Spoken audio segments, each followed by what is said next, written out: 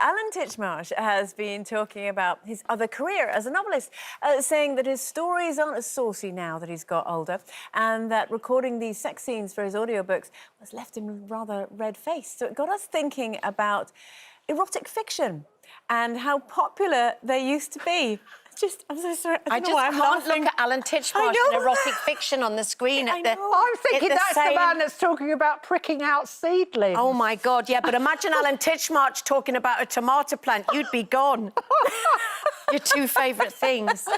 I suppose as a teenager, I worked in the library, so I could see books that they were always on, you know, on the adult only. You had to put your name down on a list. So I read quite a lot, but pulpy erotic fiction. Pulpy? You know, those great big books that weighed a ton and had one word on the front and a kind of woman's cleavage.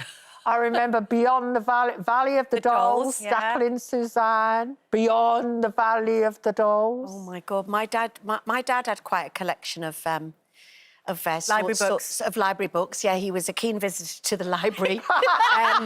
And they just always made it into a suitcase under his bed somehow. I don't know why, it never got returned. So he didn't have a top shelf? He didn't have a top shelf. But I remember reading, I think the things that sort of awakened something, it was those Nancy Friday books. Yeah. Oh, yeah, which women talking about their fantasies. Forgotten Garden and was it Forgotten Garden or something? It's My Secret Garden. Yeah. And they were the first time women's and male fantasies had been put into books. And it was interesting. I always remember finding out that apparently 90% of men's fantasies they would actually like to do. Yeah. Yes. But 90% of women's fantasies they have no desire to do. Yeah. In real life, which is quite good because some of them were interesting. They were interesting. Yeah. I remember buying, I was doing a series called Soldier Soldier, and I remember buying all the girls a copy of it, and they would disappear into their trailers and always be late on set. Well, it's a very interesting Well, book I remember when I was a student, The Joy of Sex came out.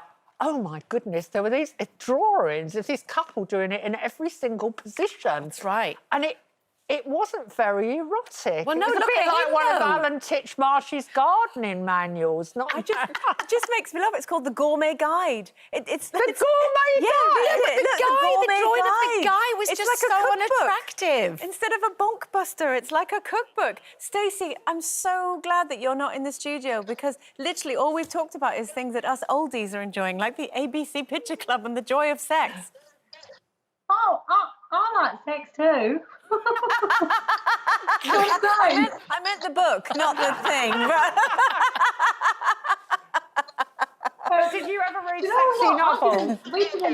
The books, sex books weren't really a thing when I was a teenager, and we couldn't get to the top shelf of magazines because they put them it was like buying alcohol or something when we was younger, so we couldn't get them, and we didn't quite have the internet the way that people have it now, if you know what I mean. So I would find out all the sort of sexy stuff from like the naughty bits in Cosmo and stuff like that, like the magazines where they had a section teaching you how to do it.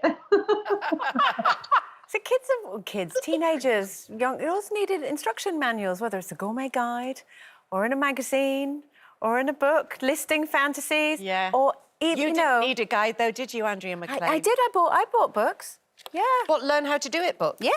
Yeah. My way That of was how I learning how learned to to do book it books. was just ask the other practicing. person involved. Oh.